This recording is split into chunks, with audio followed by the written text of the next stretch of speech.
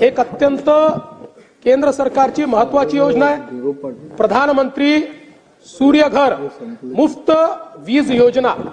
ही अत्यंत महत्वाची योजना आहे। देशामध्ये यातही आपण पहिल्या क्रमांकावर आहे। या योजनेमध्ये जे आपले 300 युनिट पर्यंतचे जे ग्राहक आहेत या ग्राहकांना या योजनेच्या माध्यमातून रूफटॉप सोलर करता येतं आणि अतिरिक्त वीज झाली तर ती आपण विकत घेतो। त्यांना पाहिजे तेवढी वीज ते वापरू शकतात। अशा प्रकारची योजना आहे, त्यामुळे त्यांना विजेचं बिल येत नाही। याच्यामध्ये आतापर्यंत 1,30,000 घरगुती ग्राहकांनी या ठिकाणी रूफटॉप सोलर हे प्रस्थापित केलाय। त्यांना 1,000 कोटीपेक्षा जास्त सबसिडी आपण दिलेली आहे। आणि आता आपण हा निर्णय केलाय प्रधानमंत्री आवास योजनेमध्ये जी नवीन 20 लाख घरं आपण घेतो आहोत या प्रत्येकाला योजनेतच आपण सोलार देणार आहोत। त्यामुळे त्यांना प्रधानमंत्री आवास योजनेच्या कुठल्याही ग्राहकाला त्या ठिकाणी विजेचं बिलच येणार नाही अशा प्रकारची व्यवस्था ही आपण केलेली आहे। आता केंद्र शासनाच्या धर्तीवर एक नवीन योजना आम्ही तयार करायला घेतलेली आहे। या योजनेमध्ये आपल्याकडे आपले एकूण जे घरगुती ग्राहक आहेत या घरगुती ग्राहकांच्या 70% ग्राहक हे 0 ते 100 युनिट इतकी वीज वापरतात।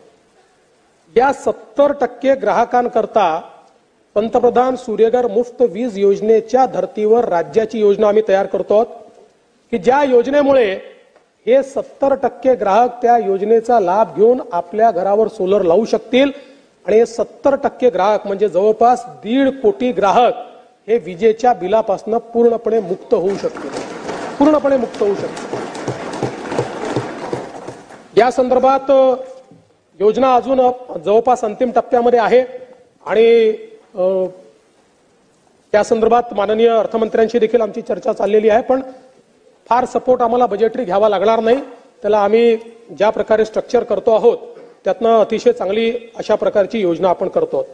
एक अजून महत्वाची गोष्ट मला आपल्या लक्षात आणून द्यायची आहे ती म्हणजे मल्टी इयर टॅरिफ पिटिशन बहुवार्षिक वीज दर निर्धारण याचिका।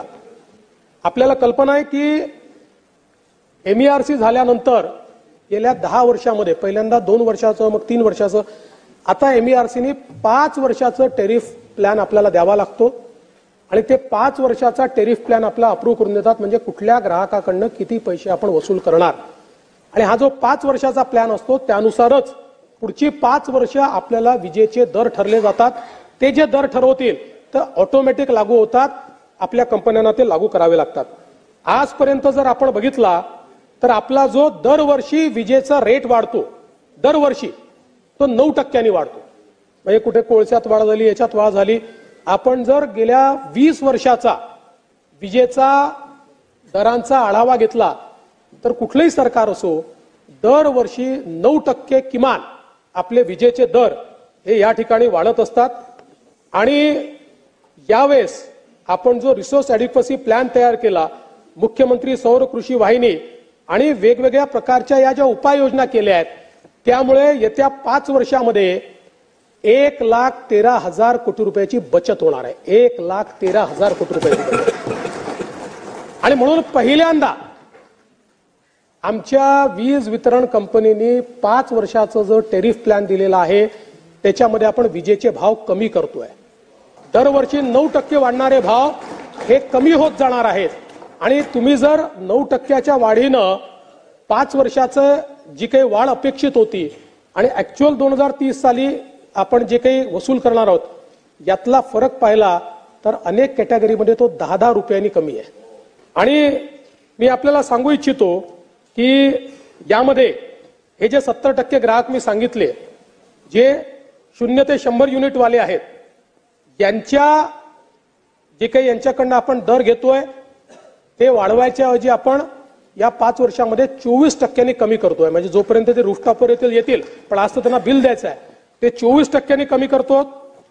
त्यानंतर आपण 100 ते 300 युनिट हा देखील एक खूप मोठा या ठिकाणी घटक आहे।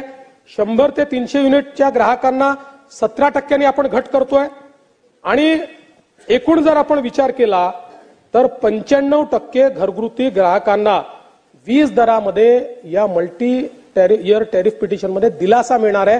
त्यांचे विजेचे दर हे आपण या ठिकाणी कमी करतो आहोत. आणि यासोबत एक नवीन योजना आपण आणतो आहोत. घरगुती ग्राहकांनी स्मार्ट मीटर लावायचं, प्रीपेड नाही, प्रीपेडवर बंदी टाकली. स्मार्ट मीटर लावायचं आणि त्यांनी स्मार्ट मीटर लावलं तर त्यांना पुढच्या 5 वर्षामध्ये दिवसा जी वीज वापरतील त्याच्यामध्ये 10% रिबेट आम्ही देणार आहोत. 10% रिबेट दिवसा वापरलेल्या विजेमध्ये. मला असं वाटतं की यामुळे मोठ्या प्रमाणात ऊर्जा क्षेत्रामध्ये आपण परिवर्तन करतो. सांगितलं नाही, अधिकृतपणे घोषित केलं होतं त्याप्रमाणे काढली. आता सगळ्यांना सांगितलं ओनली पोस्टपेड. कोणी मागितलं तर प्रीपेड म्हणजे on demand, but no compulsion. मला हे सांगताना आनंद वाटतो की मागील 2 वर्षामध्ये आपल्या या सगळ्या सौर ऊर्जीकरण, एनर्जी ट्रान्झिशन प्लॅन या सगळ्या गोष्टींमुळे आपल्या ऊर्जा विभागाला 21 अवॉर्ड मिळालेले आहेत. 21 अवॉर्ड्स. आणि हे सगळे अवॉर्ड केंद्र सरकारचे, देशातल्या बेस्ट इन्स्टिट्यूशन्सचे जे काही अवॉर्ड असतात, याची पूर्ण यादी माझ्याकडे आहे, ती मी आपल्याला देऊन देईल किंवा पटलावर ठेवायचा प्रयत्न करेन. मग याच्यामध्ये इंडियन चेंबर ऑफ कॉमर्स असेल, all India renewable energy association असेल, इंडिया स्मार्ट ग्रीड फोरम असेल, PSU award by government of India असेल, त्यानंतर IPAI अवॉर्ड असेल, स्कॉच अवॉर्ड जो सगळ्यात महत्वाचा मानला जातो तो अवॉर्ड आहे. त्यानंतर स्कॉचचे 2-3 अवॉर्ड आहेत आपल्याला. वेस्टेक अवॉर्ड आहे. त्यानंतर असे अनेक अवॉर्ड आहेत. आता नॅशनल एनर्जी कन्झर्वेशन अवॉर्ड आहे. हे सगळे अवॉर्ड 21 अवॉर्ड आपल्याला या ठिकाणी मिळाले आहेत. याचा अर्थ मी असं म्हणणार नाही की सगळ्या गोष्टी नीट झालेल्या आहेत. अजून खूप गोष्टी करण्याच्या आहेत.